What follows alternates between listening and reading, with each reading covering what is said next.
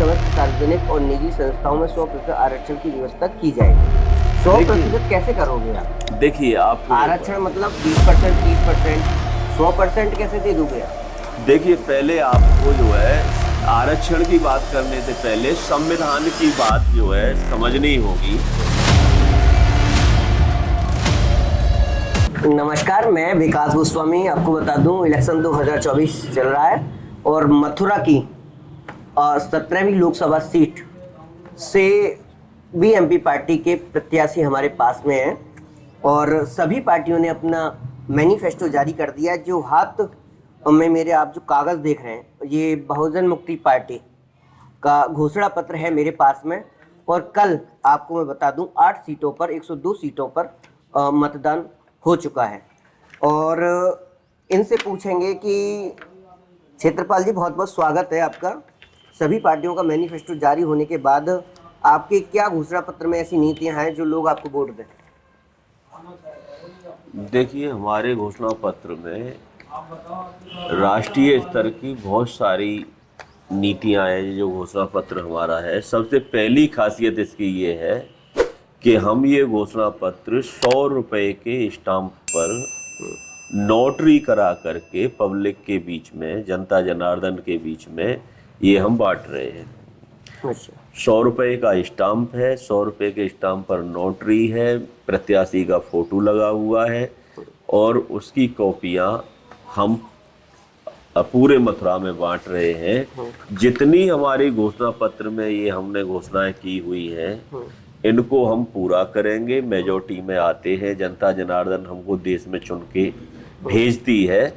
तो अच्छा, यहाँ पर मैं ये जरूर कहना चाहूँगा कि 2014 में माननीय नरेंद्र मोदी प्रधानमंत्री भारत सरकार, उन्होंने एक जो है जुमला दिया था कि साहब हम जो है 15-15 लाख रुपए काला धन लाएंगे और 15-15 लाख रुपए भारत के हर नागरिक के खाते में आ जाएंगे। ठीक है।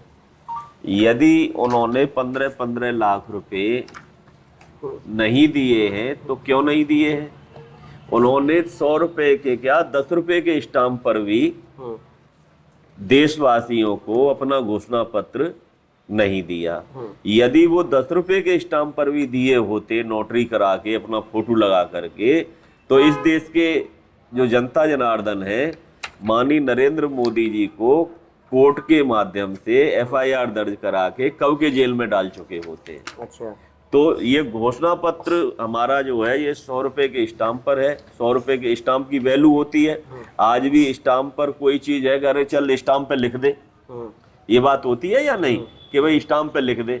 अरे स्टाम्प पे लिख के दे रहा हूँ, हम ऐलानिया स्टाम्प पे लिख के दे रहे हैं कि हमारी ये जो घोषणाएं हैं, ये सारी घोषणाएं हम पूरी करेंगे। और देखो, चालाक नरेंद्र मोदी, भारत सरकार, भारतीय जनता पार्टी के चूना लगाने वाले देश के 1 अरब 36 करोड़ लोगों को क्या कर रहे हैं? वो 5-5 किलो नाज दे रहे हैं फ्री का, मुफ्त का खाने की आदत डाल दी है। ये देश तो मेहनत का लोगों का है, काम करने वालों का, मेरे वर्ग के लोगों का है। लुटेरे वर्ग के लोगों के देश पे शासन सत्ता का कब्जा है। इसलिए उनसे मुक्त कराने के लिए ये हमारी बहुजन मुक्ति पार्टी 100 रुपए के स्टाम्प पर घोषणा पत्र पूरे देश में बांट रही है। अच्छा। हाँ, तो ये बताओ, ये 100 रुपये का क्यों है? 1000 का क्यों नहीं है? 10 रुपये का क्यों नहीं है? 100 रुपये ही क्यों चुने आपने? देखिए, 100 रुपया इसलिए कि 100 रुपए का स्टाम्प जो है, ज्यादातर 100% कह रहा हूँ, सोना जो है, अच्छा। सोना जो है कितने टंच, 100 टंच है, 100 टंच है जी, 99 टंच है जी, खरा है जी, सोना है जी, 100% है जी, 100 रुपए का स्टाम्प है। ठीक है, तो आप मुझे ये बताओ, आपका चुनाव प्रचार कैसा चल रहा है और कहाँ कहाँ अभी तक आपने चुनाव का प्रचार प्रसार किया है? मथुरा लोकसभा सीट की बात करें तो मथुरा लोकसभा का क्षेत्र बड़ा बहुत है। देखिए, मेरा चुनाव प्रचार जो है आपका इधर नानकपुर, मानागढ़ी, बिरजूगढ़ी, मरेला, शेरगढ़, दौलतपुर, छिनपारई, टेटी गांव, सुरीर, राया, देवसेरस, गोवर्धन, फरे, रेपरा जाट, बलदेव और तुम्हारा राया, सोनई, मथुरा और मथुरा शहर कोसी छाता पूरे क्षेत्र में हम लोग जो है अपना घोषणा पत्र दे रहे हैं, पूरा जनता जनार्दन को आश्वासन दे रहे हैं। ये जो आपके जो मुद्दे हैं वो राष्ट्रीय लेवल के मुद्दे हैं, आप इनको किस प्रकार से लागू करेंगे? आरक्षण में आपने कई सारी बातें लिखी रखी हैं कि 100% भारत की समस्त सार्वजनिक और निजी संस्थाओं में 100% आरक्षण की व्यवस्था की जाएगी। 100% कैसे करोगे आप? देखिए, आपको आरक्षण मतलब 20%, 30%, 100% कैसे दे दोगे आप? देखिए, पहले आपको जो है आरक्षण की बात करने से पहले संविधान की बात जो है समझनी होगी। भारत का जो संविधान है वो उसकी जो आत्मा की आवाज है वो क्या कहता है कि भारत में रहने वाले लोगों की हिस्सेदारी होगी। आरक्षण कोई खैरात नहीं है, अमीरी गरीबी करने की कोई जो है ये टॉनिक नहीं है, ये जो है हिस्सेदारी का मामला है।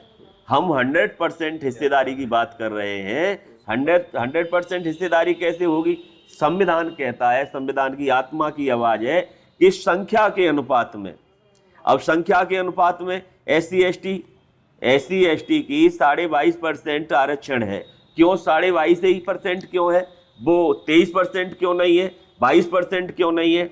1931 का जो आंकड़ा लिया गया, अंग्रेजों ने जो सांख्यिकी अनुपात निकाला था, उससे 22.5% सांख्यिकी अनुपात भारत में रहने वाले SC ST के जो हमारे नागरिक हैं उनका सांख्यिकी अनुपात 22.5% है। हम 100% की बात कर रहे हैं। अभी बिहार में एक आंकड़ा आया था, वहाँ के नीतीश सरकार ने जो है उसकी जनगणना कराई थी बैकवर्ड क्लास के लोगों की, तो वहाँ 64% बैकवर्ड क्लास के लोग पाए गए। अब बिहार में 64% लोग पाए गए तो क्या भारत में कितने पाए जाएंगे? 64 में 65 हो सकते हैं, 63 हो सकते हैं, लगभग इतने ही पाए जाएंगे। तो SC ST OBC धर्म परिवर्तित माइनॉरिटीज और जनरल क्लास के लोग हैं, उनको सांख्यिकी अनुपात में हमारा जो घोषणा पत्र है उनको 100% आरक्षण देंगे। जितनी रोटी जितने लोग, उनमें जो है ईमानदारी से बांटी जाएगी। एक बात बताओ आप मुझे, ये बातें तो बहुत अच्छी कर लेते हो आप, है ना? बातों करने से काम नहीं चलेगा जी। आपकी हिस्सेदारी अभी देश में कुछ भी नहीं है। आप बताओ, कहीं आपका कोई MP हो या फिर मुख्यमंत्री हो या विधायक हो या पार्षद हो आपका, अरे आप दावेदारी ऐसे कर रहे हो कि आप PM की दावेदारी कर रहे हो। मैं मथुरा की लोकसभा सीट की बात कर रहा हूँ, उसमें आप कहीं नजर तो आ नहीं रहे हो आप। विकास जी, जनता जनार्दन देश की मालिक है, मथुरा की हो चाहे देश की हो। अभी सत्ता में अभी आपने कहा यही तो लड़ाई है हमारी। हमारी लड़ाई यही तो है। मान लीजिए भारत सरकार के पास बैकवर्ड क्लास के लोगों का आंकड़ा नहीं है, उनकी गिनती नहीं है, जानवरों की गिनती है, जंगली जानवरों की गिनती है, कुत्तों की गिनती है, हिजड़ों की गिनती है, लेकिन पिछड़ों की गिनती नहीं है। यदि पिछड़ों की गिनती देश में हो जाती है तो भारत में जो संविधान है, संविधान के मुताबिक भारत के धन में, धरती में, राजपाट में, शैक्षणिक संस्थानों में, सरकारी नौकरियों में हिस्सेदारी होगी। ये संविधान कहता है। यही तो लड़ाई है हमारी। संविधान की बात तो हम कर लेंगे। आप मुझे बताइए, मथुरा की लोकसभा 17वीं में आप क्या करेंगे? ये तो आप देश में कर रहे हैं। अब देश में तो अभी आप पहुंचे नहीं है, अभी आप सांसद ही में बताइए मुझे। मैं लोकल मुद्दों की बात कर रहा हूं आपसे। जब हम जो है जो देश में करने वाले हैं वही हम लोकसभा 17 में करेंगे, जो देश में करने वाले हैं। जब हम लोकसभा 17 के नागरिक आप तब करोगे जब आप पहुंचोगे। अरे क्यों नहीं पहुंचे? अभी आप इसमें ही तो पहुंच जाओ, लोकसभा सीट तो पहुंच जाओ। मेरी बात सुनो। हाँ। इस निवर्तमान जो 19 में चुनाव हुआ था, तो मथुरा की सांसद माननीय हेमा मालिनी जी, उनके पास जो जनाधार था, जनाधार क्षत्रियों का था, OBC बैकवर्ड क्लास के लोगों का, धनगरों का था, निषादों का था, प्रजापतियों का था, कोरी खटी गोत का था। वर्तमान में मालूम है आपको क्या हो रहा है? जातियों के पास था। आपके पास एक मिनट मेरी बात सुनो। अभी जो है क्षत्रियों का भानु प्रसाद चुनावी मैदान में है। क्षत्रियों ने पंचायत की है, वो अपने भानु प्रसाद को जिता रहे हैं। एक जो है बड़ा तबका माननीय हेमा मालिनी जी से क्षत्रियों का टूट चुका है। बहुत ही जबरदस्त पकड़ बनाए रखने वाला कमल के फूल पर धनगर समाज का वोट था, गडरिया समाज का, धनगर समाज का, उनका प्रत्याशी लड़ रहा है कांग्रेस से, वो भी उनसे चला गया। अब हमारे जो निषाद समाज के लोग हैं, इनकी समझ में पिछली बार आ नहीं रहा था, मैं 19 में इलेक्शन में था, ये ऐसा सोच रहे थे कि ये तो कोई वैसे ही आ गया है, बहरूपिया, ऐसा ना हो हमको कोई बेच डालेगा या चूना लगा देगा या हमें बेच देगा या खुद बिक जाएगा। लेकिन ये पार्टी का मामला है, यहाँ बेचने खरीदने का मामला नहीं है, यहाँ जो है विचारधारा का मामला है, यहाँ लड़ने का मामला है, लड़ाने का मामला है। हम लोग जम के लड़ने वाले हैं। हेमा मालिनी जी आंकड़ों के हिसाब से वर्तमान समय में कहीं दूर दूर तक फाइट में नजर नहीं आती हमारे सामने। अच्छा, ये तो केवल आपका कहना है, आप उनके विपक्ष में खड़े हो जी। लेकिन मैं आपको बता दूं, आपने दो लोगों की बात कह दी कि राजपूतों को वो जिता रहे हैं, धनगर को वो जिता रहे हैं। आपके निषाद कितने हैं, कितने परसेंट हो आप लोग? उन्हें छोड़ के सब निषादी तो हैं। कहाँ है निषाद? अरे आप कौन आप जाति समर्पण की बात कर रहे हैं तो जाट आपको देखो 4.5 लाख है, और आपकी क्या कहते हैं ठाकुर आपके 3,75,000 है, धनगर आपके 1.5 लाख है, वो मुस्लिम आपके 1,50,000 है, बाकी के अन्य। देखिए हम लोग जो है बैकवर्ड। निषाद कितने हैं? हमारी सुनो, हम खाली निषादों के हिसाब से इलेक्शन नहीं लड़ रहे हैं। अच्छा। आपने थोड़ी देर पहले मैंने क्या कहा था, SC ST OBC धर्म परिवर्तित माइनॉरिटीज, धर्म परिवर्तित माइनॉरिटी, सिख, ईसाई, बौद्धिस्ट, मुस्लिम, आप चले जाइए D gate, Holi gate, Kosi, Chhata, Mat, नौजील, सारा मुस्लिम, सरदार, बौद्धिस्ट, जैन मेरे साथ खड़े हुए हैं। आप पता करिए ना, जाके परसिमन करिए। और दूसरी बात, अभी आपने जाट और ये सब जो है ऐसे करके गिनाया, जाट, अहीर, गुजर, ये सब, हम सब बैकवर्ड के लोग हैं, हम OBC के लोग हैं, हम बैकवर्ड कम्युनिटी के लोग हैं, हमको वो सब वोट करने वाले हैं। आपको ये पता नहीं है? अरे मुझे तो पता है, लेकिन आप ये बातों का चुना जो लगा रहे हो आप वो नहीं लगा पाओगे। आप मुझे बताओ, इसके आपने घोषणा पत्र में कभी लक्ष्मी नगर का डंपिंग ग्राउंड की बात की गई हो? नहीं है आपके पास में। ना यमुना शुद्धिकरण की बात की गई हो, इसमें है कहीं पे लिखा हो तो आप मुझे बताओ। मंकी सफारी की बात की हुई तो आप मुझे बताओ। मैं आपको बता रहा हूँ, मैं यहाँ पर बता रहा हूँ, यहाँ पे आपने एजुकेशन पॉलिसी की बात कर दी, लेकिन उसको कैसे लागू कर पाओगे वो यहाँ पे कुछ नहीं फैक्टर है। आपके पास में बातें करने के लिए बात नहीं है, बातें काम करने के लिए काम कहाँ है आपके पास में? जनता ये जानना चाहती है कि काम कैसे करोगे। देखिए आप जो है एक तरफ राष्ट्रीय मुद्दों की बात कर रहे हैं, मैं राष्ट्रीय मुद्दों की बात अभी विकास जी आप डंपिंग ग्राउंड संसद भवन में तो बनना नहीं है। डंपिंग ग्राउंड के लिए जो कानून बनना है वो संसद भवन में बनना है।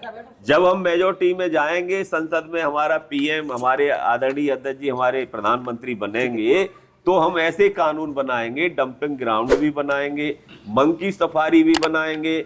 और सुनो, पहली जो यमुना वाली बात आपने की है, बहुत बढ़िया बात की है। यमुना को 76 वर्षों में निवर्तमान सरकार और वर्तमान सरकार ने इतना बड़ा धोखा दिया है। शर्म आनी चाहिए इन लोगों को। इनके नाक के नीचे यमुना बहती है। यमुना अब तो है ही नहीं।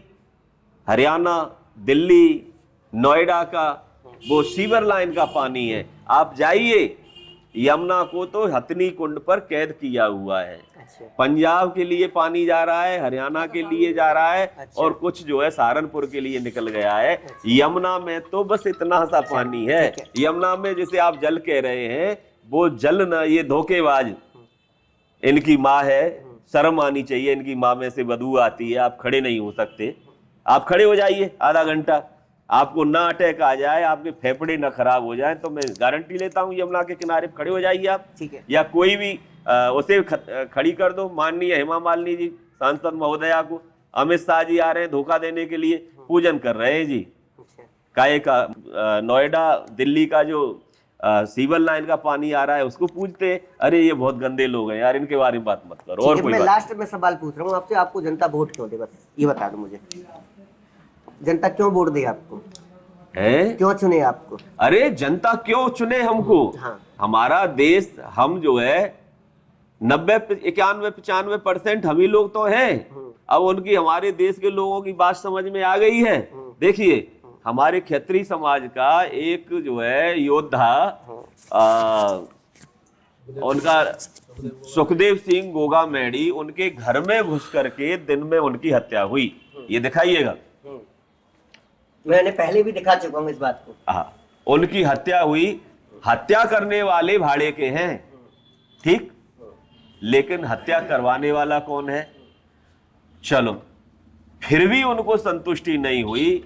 अभी जो है मेरी पार्टी से, जो हमारी ये बहुजन मुक्ति पार्टी है, इसके उम्मीदवार डॉक्टर राज शेखावत, झुंझुनू लोकसभा के प्रत्याशी, क्षत्रिय समाज से आते, उनको इन्होंने घसीट करके उनकी टोपी को हवा में उछाला और उनको कैद किया, जेल खाने में डालने का काम किया। ये जो है बौखलाए हुए हैं। इन्हें मालूम है कि छत्रपाल सिंह और बहुजन मुक्ति पार्टी लोकसभा में आए, तो हमने, आपको मालूम, नामांकन वाले दिन हमने कहा था कि हम आए तो इनसे पाई पाई का 4 पाई, पाई पाई का हिसाब लेगी। देश की व्यवस्था घटिया है, समाधान घटिया है।